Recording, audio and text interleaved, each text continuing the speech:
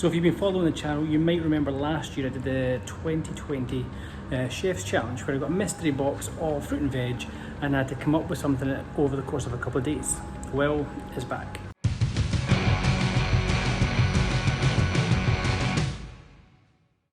Here's my box. I've not properly seen what's in it yet, so we're going to have a look right now. So we've got some baby potatoes, we've got some purple and some green kale, we've got some apples, some celery, some beetroot, we've got a pumpkin, some tomatoes, a little bit of sage, some rhubarb, a red onion, some courgettes, some curly endive, we've got some, I think that's pak choy, some leeks, and some really nice rainbow chard. A nice colour there. So I've got till Monday to come up with something. I'm going to wrap my head around this tonight and write down some notes, and hopefully we'll come up with something good. So I've come up with my first idea for the Chef's Challenge, and it's using the apples. I'm thinking of making some sort of apple tart, maybe like a frangipan with maybe like a shortbread base, and then just making a quick caramel, and that would do one thing, but I really need to do more because that's just it's just one element of a box. So 1, 2, 3, 4, 5, 6, nearly 15, maybe even 20 things. So a few ideas still to come up with. Well, that's the freezer playing up yet again. The temperature's shot up. You know, was it minus 20? It's now jumping to plus 20. So this is just like obviously does something a bit more serious that we don't know about. So I've decided with the rhubarb I'm going to make an ice cream. I'm going to roast it off in the oven with some sugar, then blitz it up and add in some condensed milk. That should freeze, and then I'm going to put it into a Pacojet beaker, freeze that solid, and then once that's frozen solid I'm going to blitz it up, and that's going to make it completely smooth and really nice and light and fluffy.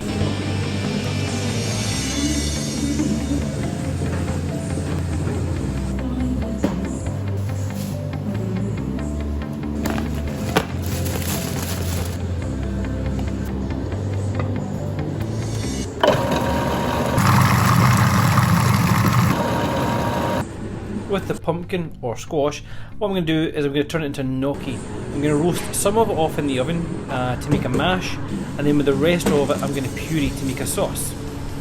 So this week has been a bit crazy and chaotic. I've struggled to have time to do this Chef's Challenge, but I'm coming on Tuesday sometime after 3 o'clock, so I've got a little bit of time. I've got a day. Today's Monday. I've got 6 or 7 ideas written down. I've already made a rhubarb ice cream, and I've just bought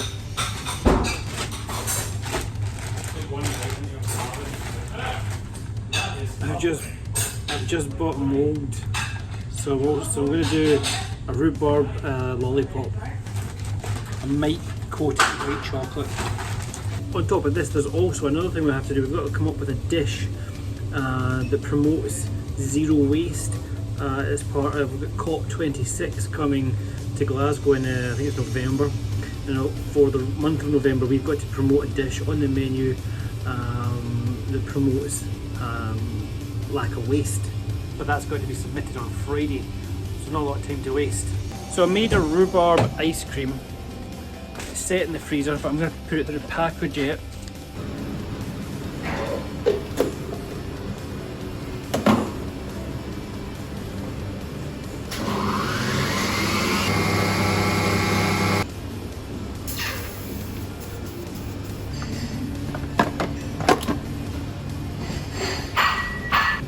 So the Pacojet is going to blitz this up so it's super smooth and silky.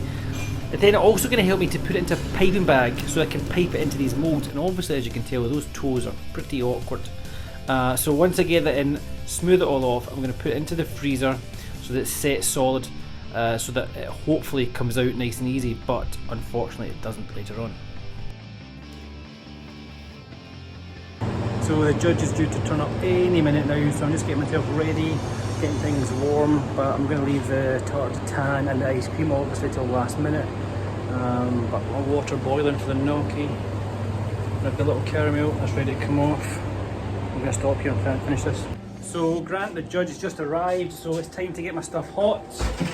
It should only take, I think it's about 4 minutes for the gnocchi to cook in the pot, and then I'm going to put it into a frying pan and just get it a little bit crispy. So I'm going to get all that done. I know I've not had time to really tell you what I'm doing because it's just been a crazy week, extended on from last week.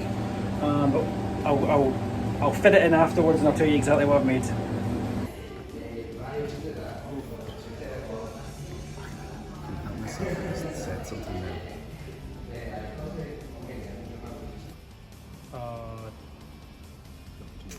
That's fine.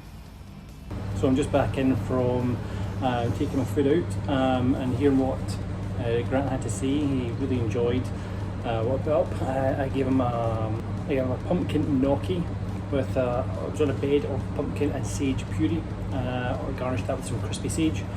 And then we had a 24-hour slow roasted tomato with a sage marinade. I also did my old faithful Hasselback potatoes. I also had a little bit of sage in that. And then we had a burnt leek puree. So what I did was I put the leek on the char grill and just until it was black. And what happens there is the leek inside will steam. So you let it cool down, remove the blackened outer shell of the leek, chop that up, put it in a pan with some onions, a little bit of garlic, salt, pepper, and a little bit of cream, and then just let it cook out and then blitz it up. So also did apple tart tatin with our rhubarb ice cream. I also did beetroot, purple kale and red onion slaw. This is a little side dish to use some stuff up. And the last thing I had was the rhubarb ice cream again. I had the little foot mould. So I set it in the foot mould, there was a lollipop. And then once it was set solid, I took out the mould and covered it in white chocolate. So it was basically like a white chocolate and a rhubarb magnum type thing. But I called it my white chocolate and rhubarb carbon footprint, you know, to try and impress, you know. But you know, he really liked it.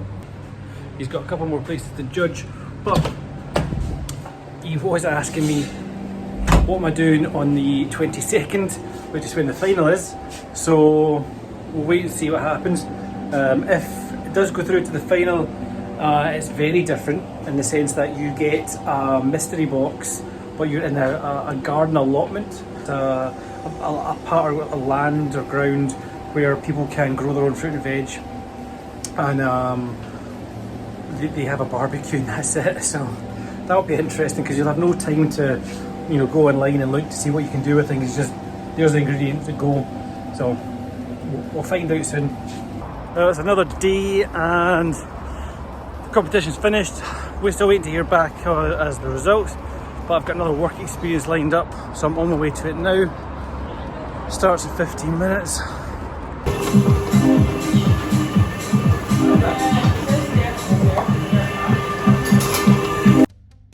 Unalone by Graham Greaves is one of the newest and most prestigious restaurants in Glasgow, and I've been really looking forward to working here. I've been working on the larder, doing starters and some of the canopies, and it's been such an amazing experience I cannot begin to tell you.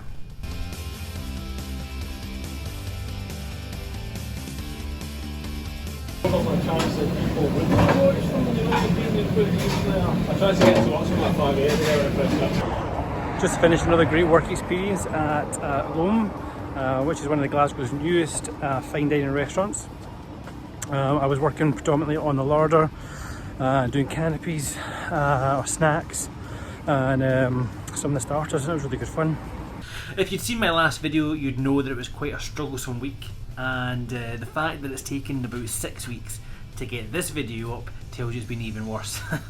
We've had staff being off sick, we've had injuries, we've had just general being short-staffed, trying to change the menu and then we have to stop because we don't have the staff to cover it, as well as, you know, the freezer breaking down again and other equipment breaking down. It's just been one of those months. I had so much fun in this work experience. The team were so friendly, they showed me everything. I got to taste so much food. I learned some things that I hadn't done before but I'd seen in other places that I'd always wanted to learn, which is really great, and I've come away with a lot of recipes that I can get to try here, so I'm really looking forward to getting stuck into some of those. So thanks for watching 24/7 Chefing. My name has been Jamie Mack. Make sure you check out next week's vlog for the second part of the chef's competition, and I'll see you next week.